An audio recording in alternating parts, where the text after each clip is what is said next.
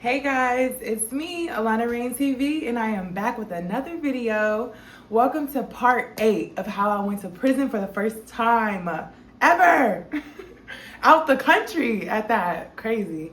Alright guys, let's get into part 8. So, like I said, we are in A wing, the induction wing. A lot of stuff has happened so far. So first, I do want to mention about when I was telling you guys that unfortunately, as we were there in the first 2 weeks at that prison, we ended up, let me show you. We ended up getting this paper slipped under our door, and I'll cover her name for privacy reasons. Okay. So we ended up getting this paper slipped under our door, basically notifying us about the passing of a prisoner that happened the day before. We did hear a lot of commotion that night with officers like running from our building to the next building and stuff like that. So come to find out the next day, it was because a prisoner passed away. And I'm not too sure, obviously, exactly like the truth behind what happened or not, but I'll tell you guys what we were told that happened. So we woke up that morning to that letter, and we were just like really freaked out because we don't know nothing about this prison from a can of paint, nothing about prison, period. So to find out that a prisoner passed away, and mind you, she was only 32 years old. And so she, I believe, was from America. She's been there for a year, and she was set to be released within the next year. So this young lady ended up, I guess, smoking on somebody's Mary Jane that they had, or she must have bought some Mary Jane and smoked it, and it ended up being laced with Fetty. So if you guys don't know what Fetty is, it's an abbreviation for fentanyl. Yeah, so she ended up getting laced, unfortunately, and they ended up finding her unresponsive in her cell. Very sad. I could only imagine how her family felt. So prayers go out to her and her family for sure. Moving on from that, on a little bit of a lighter note, not so much, but a little bit of a lighter note. Okay, now I want to tell you guys about some things that I seen while I was in there within the first couple of weeks. So I don't know if you guys have ever heard or seen a documentary about Lucy the baby unaliver. But she's called Lucy the Baby, Killer. So she was this lady that basically was a nurse, and she was a labor and delivery nurse, and she ended up unaliving a lot of babies under her care. And I believe she was charged for 6 of them, but she ended up actually unaliving 20 babies. And again, she goes by Lucy the Baby Iller. Yeah, she was at that prison as well, guys. She was one of our laundry ladies. And it's just so crazy to see too, because how I mentioned the mother and daughter duo in last episode, like, for them to do such crazy things that they did, the way that they were living in this prison, I feel like is so just unfair. Like, the daughter from the last story that I was telling you about, the mom and daughter murders, she was wearing, like, doing her makeup every day, getting dressed, like, you know, eating good, like having fun every day. And I don't like that. I don't like the fact that they get to just live like that after doing what they did. Anyways. So yeah, definitely was crazy to find out that we were there with Lucy. Okay, so let's get into this crazy time where this prisoner that was maybe a couple doors down from me, she crashed out. And when I say crashed out, she crashed out. So we seen this girl a few times in passing, going to the lunch line. Let's just call her Crash. So we seen Crash a few times in the lunch line, and she was one of those girls that you look at her and she just looks a little psycho. And she looked psycho.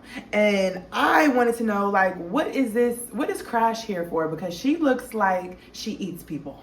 Like, that's how she looks. So come to find out, that's actually why she was there. Because she eats people. And I'm not even joking. So she's there on a cannibalism case. Crash and her boyfriend napped a child, and let's just say she's a cannibal, so you know what they did from there. Very crazy, very sad. Trigger warning. I should have said this in the beginning, but trigger warning, trigger warning, trigger warning. The lady Crash napped a child, and her boyfriend had it for dinner. Insane. So needless to say, kept my distance from that one. Far from that one. But there was just this one particular day, right? This was after lockup. So we had got locked up for the night. Or was it for the, no, it was not, I'm sorry, it was not for the night, because we had ended up coming out to the aftermath. But we had ended up getting locked up before ED. So ED was that free hour that we had. So we ended up getting locked up for an hour before we were unlocked again for another hour before we were locked in for the night. So as we're locked up, you just start to hear a couple of doors down, you just start to hear Crash like getting into it with an officer. And so Crash is like, you don't know, you don't understand this, and you don't understand that, and I don't care. You're stupid. All of you guys are cunts. You're a cunt. She's a cunt. You guys are all cunts. And and just crashing out on the staff, whatever. So the officers are just like, yeah, then what? Yeah, right. So then they just kind of left her to like scream and argue. She was arguing for like maybe 30 plus minutes to an hour. So then we finally get unlocked for ED. And of course they didn't unlock her because she was still crashing out. Now, this is the crazy part. So do you guys remember how I said we had those skinny rectangle windows that have the metal flaps over them? You open the metal flap and it's the thick plexiglass window that we can see through, right? So this lady starts banging on that little window, but like I said, it's a thick plexiglass, so she can bang all day till she's blue in the face.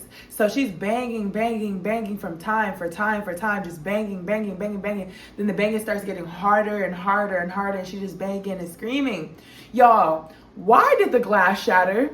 Literally shattered to the floor, and she's still banging on it, So now there's blood all around the glass, and there's glass all over the floor. So then the officers had ended up, they didn't even rush in. She was doing that for maybe like 10-15 minutes before the officers actually came over there to her. And it took a couple of officers had to get her out and literally carry her to SEG, and they carried her out and took her to SEG. So yeah, there was like a lot of little incidents like that we seen. Like, honestly, like, UK prisons cannot be a real place. Like, they can't be. Like, how is it that we're going to church on Sunday, and Sunday night we get another note about someone's gonna be getting reprimanded or something because someone stole a bottle of wine from the chapel? They done stole the communion wine from the chapel. Y'all, they was greasy over there. They was doing all types of stuff, y'all. And then I remember like another time where, do you guys remember when I said originally in episode 1 how me, Kayla, and then the older lady had came in on the prison van together? That older Bulgarian lady, she had ended up actually being in that same wing in that prison when I had got there. And it was just this one day she was crying, and like I said, she barely speaks any English, and it was just one day she was crying, and I was just like, you know, like, what's going on? Like, you know, and in her best English that she could say and express, she was saying how this girl stole her vapes or whatever. Again, guys, with the thievery of the vapes, like, it's crazy. So apparently, another prisoner had stole her vapes. And oh brother, when me and Sativa heard that, oh yeah, we went over there straight to the culprit, and we was on helmet. We was pressing the girl, like, first off, like, you know, like, because this is a sweet, innocent lady. You don't do that. Like, so we was on that girl's helmet. I bet you she ain't never stole nothing again. Like, we even seen this same girl walking past my room a few times. And we like, can we help you? Like, what do you, like, when you're walking past my room door, don't look left into my room because there's nothing over here for you at all. In here for you at all. So keep it pushing. I remember one time I was coming out of my room to go to the lunch line, and so I had walked left, and I had seen her walking towards my room, and then I had stopped and turned around, and I looked at her, and then she started walking back the other way. Mind you though, in the diagram that I showed you guys in the last episode, if you're walking back the other way, there's nothing over there. There's a dead end. So what are you over here for? Y'all, they was trying to get away with stuff over there. They were not getting anything past me. I'm not doing that. All right, guys, now I want to tell you guys a little bit about my homegirl, Sativa. Okay, remember Sativa is the one that I met with Regina in the first prison? Sativa was the one from the Bay in LA, just like me, and we had a lot of mutual friends. So, like I said, she was at this prison as well in A-Wing. So let me tell you a little bit about her experience. I actually called her today because I wanted to get some like insight, see if I missed anything. And girl, she brought some stories to my mind. So I want to tell you guys about the first time where Sativa and Miss Davis was an officer, guys.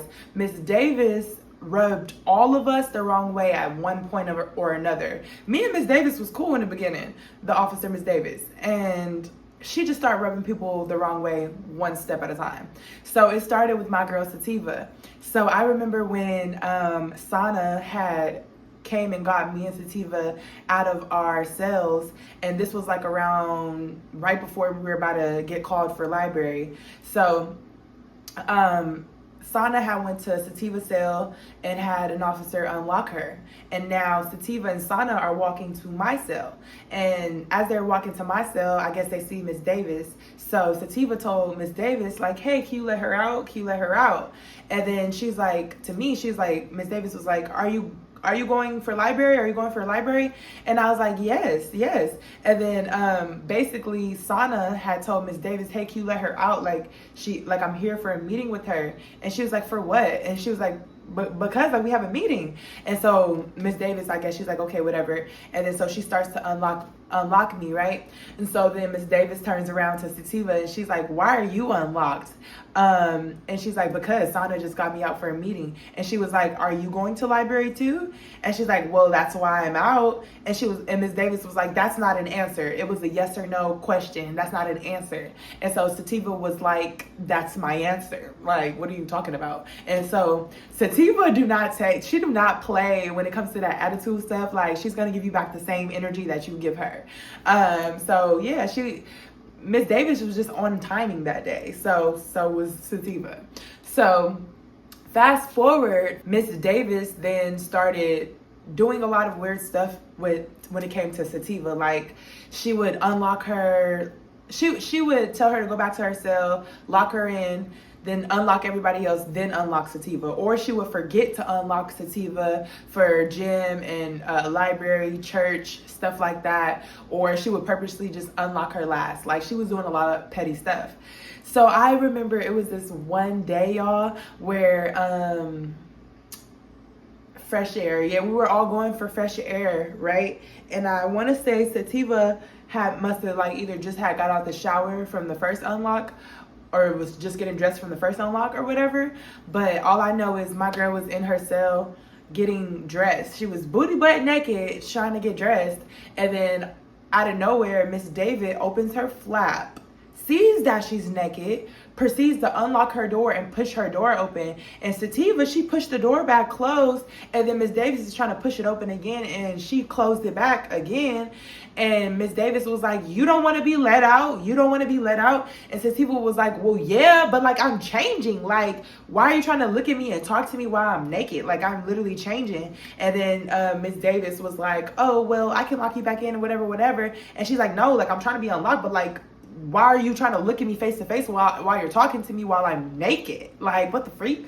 So that definitely rubbed Sativa the wrong way heavy when it came to Miss Davis. So from that point on, her and Miss Davis kind of just had it out for each other.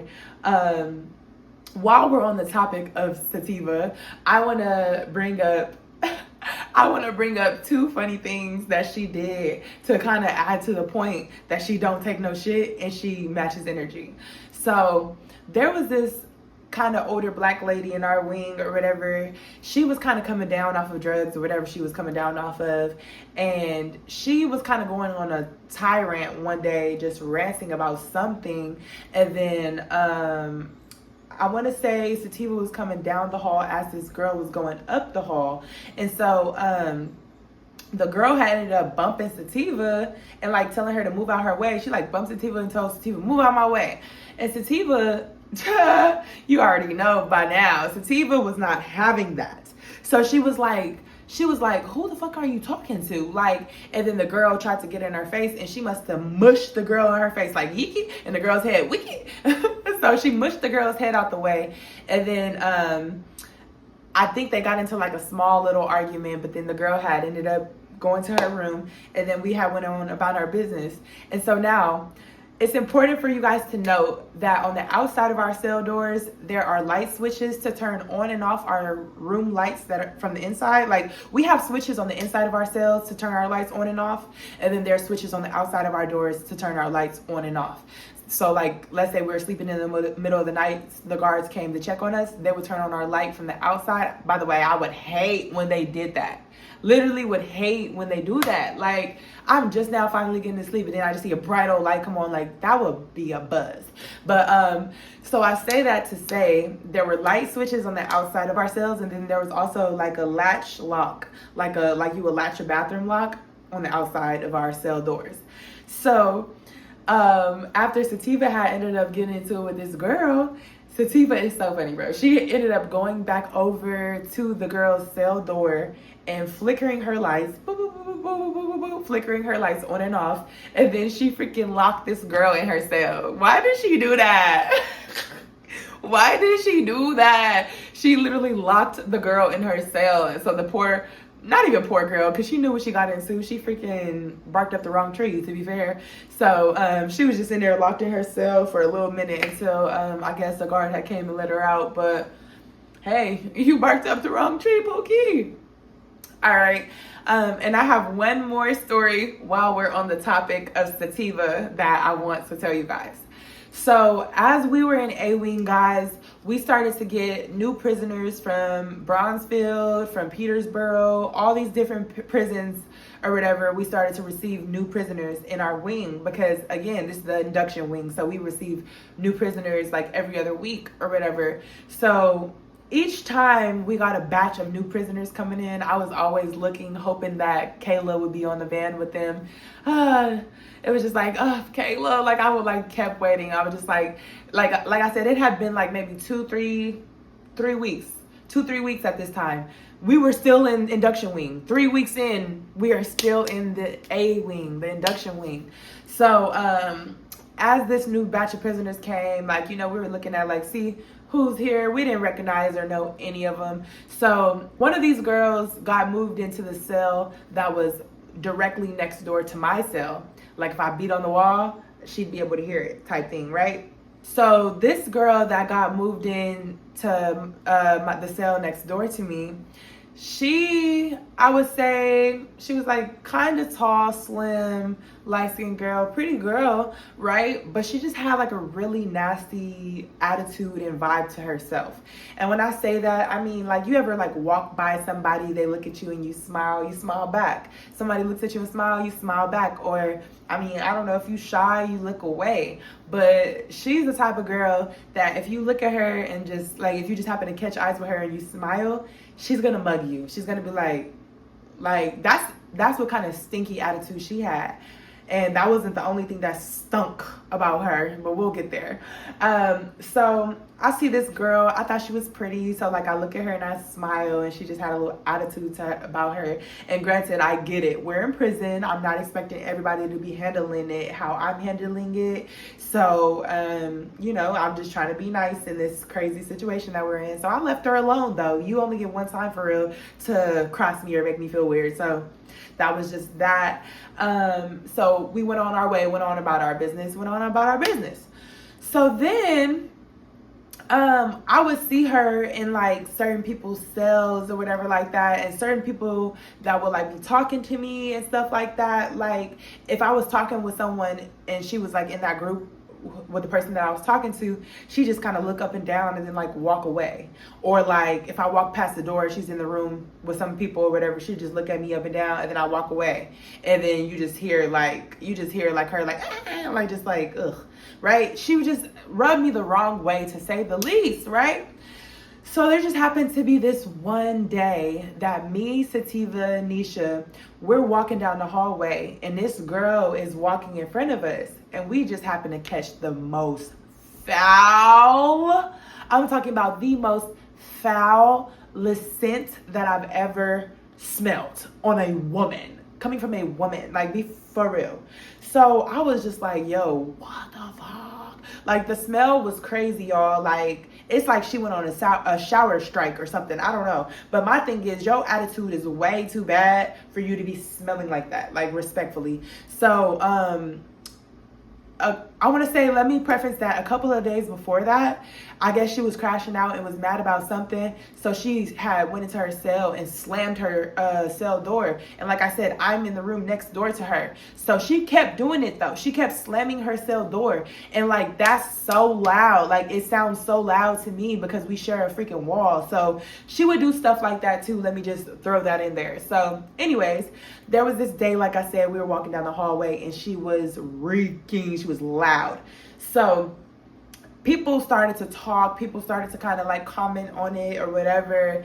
Nobody though was bold enough to do what my girl Sativa did. So she did have a nasty attitude, and she was like very like, rude, I would say, in a sense. But even though she was like that, what Sativa did, honestly, I feel like was very womanly of her. It could be perceived as mean or whatever have you, but honestly, if she wanted to be mean about the situation, she could have blasted her and said it out loud or whatever.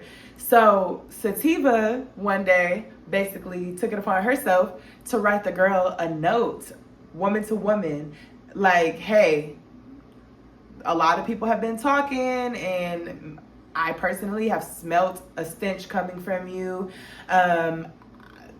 I'm in room blah, blah, blah, blah, blah. If you need to borrow any deodorant, lotion, soap, let me know. I got all the products, whatever you need, whatever. But I'm just letting you know, woman to woman, that you gotta fix that. You gotta check up on that. And so she wrote that note, folded it up, slipped it under her door, and then we went on about our way. Now, moving forward, we did not smell a stench coming from that girl no more. So I'm guessing she took the note and the hint. So hey, All right, so the last thing that I want to mention in this episode about my girl Sativa personally, before I move on and switch topics, like going back to what I was talking about Miss Davis and her, like, their butting heads. They were really doing my girl wrong in there. I'm not gonna hold you. They was really having her messed up. Like, her toilet was like, the paint was like falling off, and like it was like giving like mold all around it and stuff like that. So they were supposed to move her to a different room because of that, but they didn't. So they said that they were gonna come in and fix the toilet instead. Do you know what they did? They came in her room while she was locked up, told her to step outside for a second. She stood outside of her room. They went inside to fix the toilet, and they just spray painted it. They just spray painted it over the whole toilet. Like, they spray painted and covered up everything. They didn't even take down the chipping paint. They just spray painted over it, guys. And if you guys have never smelt the smell of spray paint, just imagine nail polish remover or just the strongest scent that you can think of, right? So when people spray paint, they wear their masks on their face and stuff. Yeah, so they freshly spray painted her toilet and then told her to go back in her room, and then they locked her back in. They locked her in a freshly spray painted room. Do you know how strong the fumes are? Like, realistically, she could have actually passed out from the fumes and how strong they were. So like, they should have really, if they were going to spray paint the toilet, they should have gave her a different cell, but instead they literally just locked her in with the strong smell of spray paint. That was really messed up. Crazy. All right, guys, let's switch gears a little bit. So now I want to tell you guys a little bit more details about my court hearing and how it ended up. Not necessarily about the day in court, but I just want to let you know like about how much time I was actually given and had to serve. Okay, so as a foreign national, what they would call an immigrant in that country, we were given special privileges and stuff like that for us to get out of their prison. They wanted us to get out of their country, let's be real. So we had what they would call an early release date on top of our date. So you remember how I said that I was sentenced to 15 months?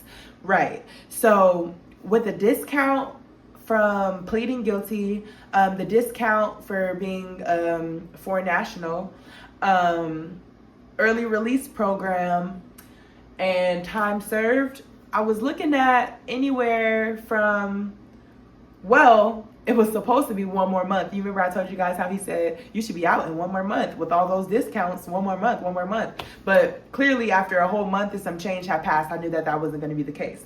So I had 2 dates on my calendar that I was looking forward to be my release date. So after our court, before I moved prisons, I was able to check the pod and see the date for my early release date.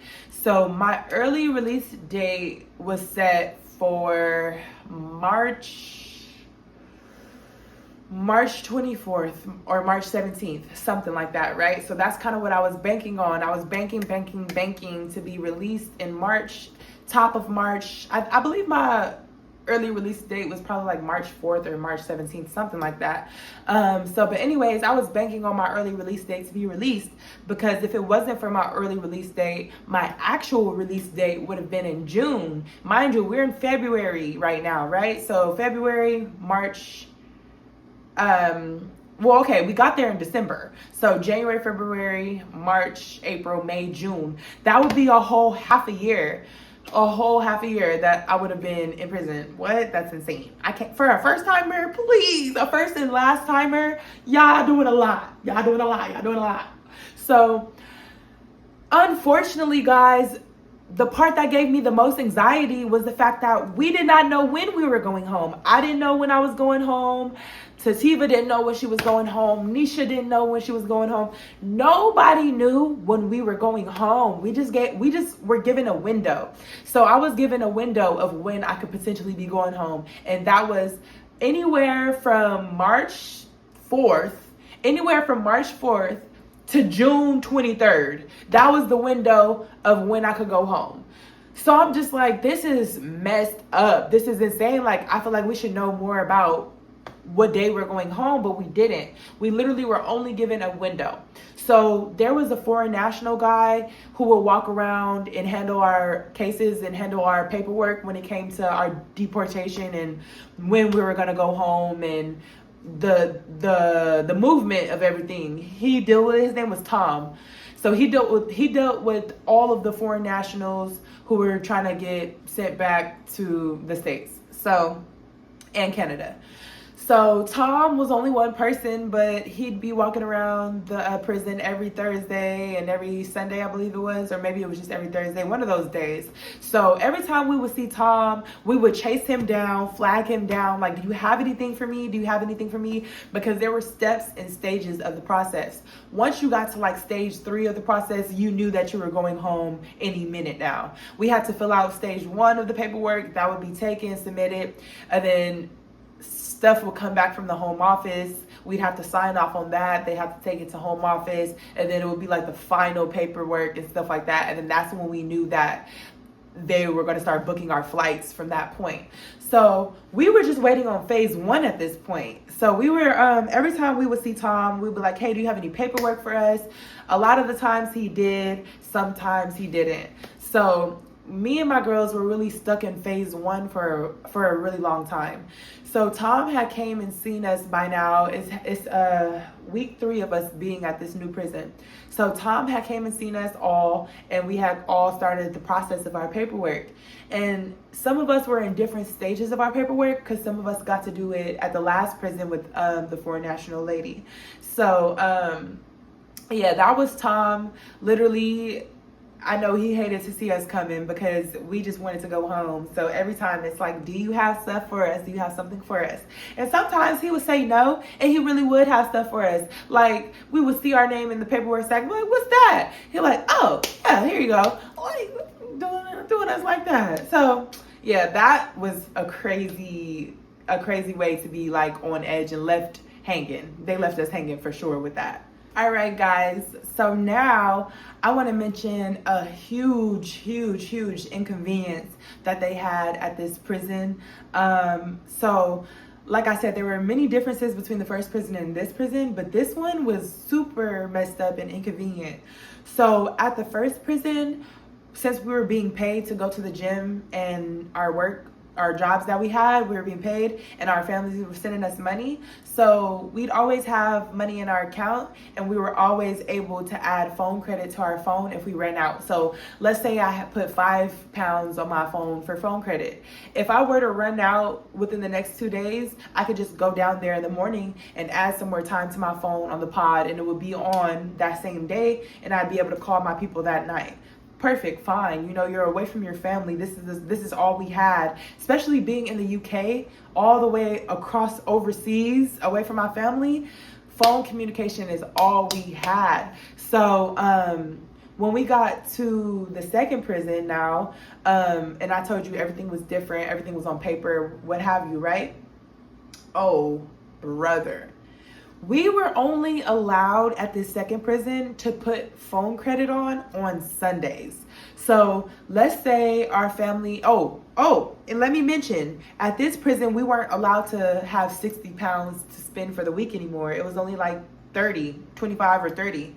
So we had £30 to spend a week that we had to divide between food, snacks, hair products, body products, and phone credit. So we were only really putting like £5 to £10 on our phone credit. That's all we could really afford to put for the week without it coming out of our food. So imagine, right, putting phone credit on Sunday, and you talk to someone finally who you haven't talked to in about 4 days because you ran out of phone credit the week before. So, but you're finally talking to certain family members after 4 days of not talking to anyone. You guys are talking. You're not trying to talk too much because you know that you have a minimum amount of phone credit, but it just kind of happens. You end up going down the list of people to call, and now you only got a pound left on phone credit, and it's still Sunday. So we were not allowed, or we weren't able to put phone credit on our phone again until the next Sunday. So when Monday rolled around and we only had like £1 left of phone credit, we'd have to like call all of our peoples and say like, hey, I love you so much. I don't have any phone credit. I'm not gonna have any more until next week. Love you, bye. Hi, I'm running out of phone credit. The phone's about to hang up. Love you, bye. And then that was it. So Tuesday, Wednesday, Thursday, Friday, Saturday, Sunday, we didn't have no phone credit. We weren't able to talk to anybody. And I feel like that's something that they really need to work on in that prison, because that's not fair. That was not cool. We would go weeks at a time without talking to our family, and that's just not right, especially for prisoners that are in their prison that are from overseas, out the country. Like, you know, our family want to know that we're good. Our families were used to checking on us and talking to us every single day. And now we have to go weeks at a time without talking to our people because we can only put phone credit on Sundays. That was a very stupid system that they had with that. I don't like that. Did not like that at all. And they would take forever sometimes to even put on the phone credit. So sometimes I put on phone credit on Sunday and it don't even hit my phone until Tuesday. So yeah, just very inconvenient, very like messed up how they had that system, not gonna lie. And then they were holding people's paper emails. So we did receive like paper emails. Like if our family were to email us, they would print them out and slip them under our door. So like Sativa and Nisha, they had ended up getting a back pile stock of emails. Like, why were y'all holding her emails? Like, just give them to her when y'all receive them. But for whatever reason, they were holding a lot of people's emails and not giving them to them. It's messed up. But and then the pictures that they would send us on the emails were printed out in black and white, not color. So like, sidebar, it was really funny. One time my friend there was like, my mom sent me a picture asking how do I like her new hair color, but the picture's in black and white, so I don't know. Like, crazy. Yeah, guys, so that was that. All right, guys, so now let's get into the moves. And when I say the moves, I'm talking about finally moving out of A-Wing. So we thought. So the first person to move out of A-Wing was Lala and Bianca. They ended up moving over to C-Wing. C-Wing had many different parts. C-Wing had 3 floors, and then they had 2 sides. They had the North Wing and South Wing. So Lala and Bianca were the first to move out. Regina was the next to move out because of that incident that I told you guys would happen. So now it was Sativa was up next to move out. So it comes the day now where Sativa is supposed to move out. They let her know, like, hey, you know, it's time to pack up all of your stuff, and you're going to be moving to the C-Wing. All right, cool. So we had helped Sativa. Sativa, she really got all her stuff together by herself for the most part. And then we went over to her room and was just trying to like help out a little. And we just kind of like, we're going to miss you. Like, we're kind of just spending our last time in the wing together because she was going to be getting moved out. We weren't going to see her as much. So yeah, that whole evening we spent helping her out, whatever. So time passed that day, time passes. So then an officer went to Sativa's room to let her know that she's actually not going to be moving today. Oh, that made her very mad. So she had ended up coming up to us telling us like, they just played in my face, like I'm not even moving today. They just had me pack up all of my stuff for nothing. I'm hella irritated. So she starts basically throwing her stuff back where it belongs, where it was at, like unpacking her stuff or whatever. And so that was just that. A couple of days went by. They came up to her cell again and told her that today's the day, for real. We're going to be moving you. And so she's like, okay, like, y'all sure? And they were like, yeah, like today's the day for real this time. So she starts packing up her stuff once again, packing up her stuff. Would y'all believe me if I told y'all? Yes, I know you already guessed it. They came to her cell again to tell her, sorry, you're not actually moving today. Oh, she was pissed.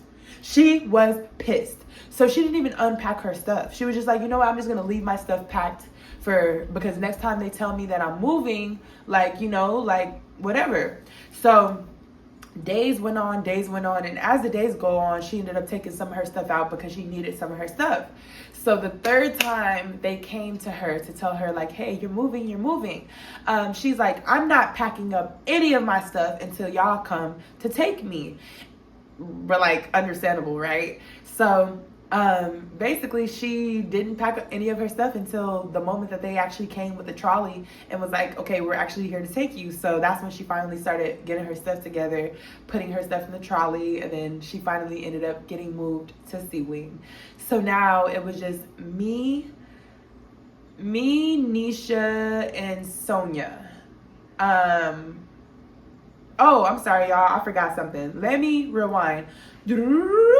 So before Sativa had even got word at all that she was going to be moving out, and I want to say, was this before Regina got? No. Regina had already got moved out at this point. Lala was gone. Regina was gone. It was just me, Nisha, Sonia, and Sativa. So then there was this girl named Alexis. So Alexis is going to be a part of this story. Heavy, guys. So new character introduction, Alexis. Alexis is from, ooh girl, don't kill me. Where is, Indianapolis. There you go. Alexis is from Indianapolis. She real cute, Southern belle, brown skin girl, small waist, big old booty. But yeah, so she was from I met her once only at the last prison, the first prison we were at. So when I seen her, she had ended up just getting transferred into the prison that we were now, all of us were at. So she's in A wing. This is where everybody gets dropped off at when they first get to this prison. So she was very, like, how do I put it? We were all ready to go. We were all ready and willing to go as soon as they said, let's go. But she was not really taking prison well, in the sense of she had a baby to go back home to. She wanted to get out of there. She was not coping with the process well. So, you know, we had introduced all of she had ended up coming by my room, and then I was like, oh, hey, like, you know, whatever. And so we started talking. So then she had ended up coming in my room. And then that's when Sativa introduced herself to her. Nisha introduced herself to her. And I could have sworn, and Sonia introduced herself to her. And so now it was 5 of us. We're just in a room talking about how everything has been going. And she was just basically saying that she hoped that she could be going home within the next week or two. And we weren't trying to shoot her bubble or burst her bubble, shoot her down or nothing. But being that we were only supposed to be in this wing for 7 days, and it had been 3 weeks already that we had been in this wing, her leaving within the next week or two back home just wasn't realistic. So we were kind of trying to tell her, like, nah, mama, you're gonna be here at least for another month. And so when we told her that, she flipped out, she freaked out, and I mean, rightfully so. None of us expected to be here for as long as we were here. So yeah, so she was not, like I said, coping with prison well, but we adapted her into our circle. That was our girl. And yeah, so okay, let's fast forward to when Sativa moved out. Sativa moved out, and so now it's only me, Nisha, Sonia, and Alexis.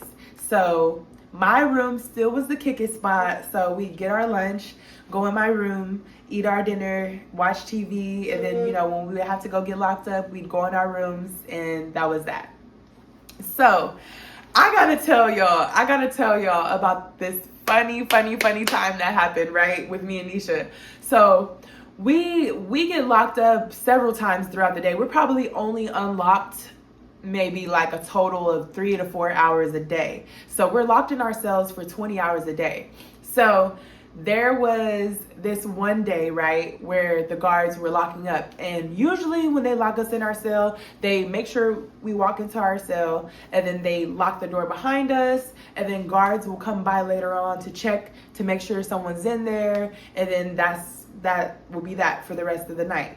So there was this one particular day, right, that I was in Nisha's room, and I was talking to Nisha, and then they were doing lockups, right? So they had ended up starting like near Sativa's hall doing lockups, right? So then I was sitting talking to Nisha, but they had these curtains by the cell doors, because the toilets were right by the cell doors. So they had this curtain privacy curtain to cover yourself while you're talking or while you're using the bathroom. So I'm sitting in a chair that was next to the curtain, but it would be on the other side of the curtain, so the officers wouldn't be able to see me. So I peeked my head out and saw that they were doing lockup, and then I told Nisha, I was like, I want to hide. Like, what if I hide in your cell? Like, I want to hide in your cell, and like, maybe they won't see me. I obviously knew that they were going to see that I was in the cell, and they were going to tell me to go to my cell. I just wanted to, like, you know, why not? I'm bored. So I was kind of hiding a little bit, and I told Nisha to like look at the TV like she was watching TV, like as if I wasn't in here. Like, don't look at me, like don't talk to me, look at the TV like I'm not in here. So they literally came by her cell, looked in, was like, okay, closed the door, and locked her in. They did not see me, y'all. They did not see me. So when they locked us in, I looked at Nisha and I was just like, oh my gosh, like, what do we do? Like, so we were probably locked in there for like only like 10 minutes because my ass was scary. So I was like, we was in there and we were just talking. We was just cracking up because like, it's that feeling when you feel like you beat the system in a sense. But like, so we over here kikiing like, oh my gosh, I can't believe we're locked in here together. Because mind you, this prison is a single cell prison, no roommate prison. There's never been a time when anybody would get locked in their room with anybody else. That's not even a thing. You're not even supposed to have your door closed when you have more than one person in your cell. So for us to be locked in here, I was just like, like, what do we do? Like, should we just kick it? Like, whatever. Now, in hindsight, I should have not said anything. I should have just we should have just kicked it or whatever. But I heard them looking for me. Like, I heard them looking for me. And then I just didn't want to get in trouble. So I was like, oh, let me let them know that I'm in here. So annoying. So I pressed the emergency button that makes the light flash on the outside of whoever's cell pressed the button. So I pressed her emergency button and then the cell was flashing. So then they opened the flap and looked at Nisha like, what do you want? And then, so then I popped out my head and I was like, hi. And then they were like, what the fuck? And they were like, what the fuck? So it was a male officer. What was he? It doesn't even matter what his name was, but just know he was a white male officer. He was really cool. He was one of our favorite officers, honestly. So he had ended up unlocking the door, and he thankfully had a good sense of humor about it. He was laughing and he was like, how'd that happen? He's like, well, you better than me because I wouldn't have said anything. He was like, you shouldn't have said nothing. You should have just stayed in there and kicked it. And I was just like, not you being cool about it. Had I known that they were going to be cool about it, I would have done that. But I figured that we were going to get in trouble. I wasn't trying to get in no extra trouble while I was there. So, yeah, that was just a funny little moment, little pranks. Like, we were playing pranks here and there on these guards, for real. So now, guys, I want to tell you guys that we were supposed to get our ID pictures when we first got there, but we did not. So down the line, we had ended up finally taking our ID pictures, and I just want to show y'all this mugshot of mine. So cute, actually, y'all. This is the mugshot that I want to put on a t-shirt. You hear me? This was my ID at the new prison that we had to take with us everywhere. Yes, real cute, right? Y'all, my experience, this is so crazy. So I'm gonna leave you guys right here for episode 8, guys. Please, please, please stay tuned to episode 9. Episode 9, I will actually now finally be getting into when I moved out of this wing to the other building. And it was actually really, really, really, really crazy, guys. Like, that day was crazy. That night was crazy. The new cell that I moved into, absolutely insane. I'm actually gonna try my best to find, if not, I'm gonna create a diagram of what the room looked like that I was in. That box of knickknacks that I have full of like prison memorabilia, this is gonna come into play a lot in the next episodes, because that cell was the last cell that I was in before I finally started the process of going home. So there's a lot that happens moving forward. So with that being said, guys, I'm going to leave you guys right here. Thank you guys so much for watching part 8 of how I went to prison for the first time in my life. Thank you guys so much for watching all of the episodes. Make sure you stay tuned, guys. And without further ado, I love you guys so much. Subscribe, turn on your post notification bell so you know when I drop. Follow me on Instagrams. All platforms is AlanaRain. All right, guys, I love you guys so much. Bye. Go trend, cut it, get it on film. 4 course meal, she ate up the drip. She wanna go through that, yeah.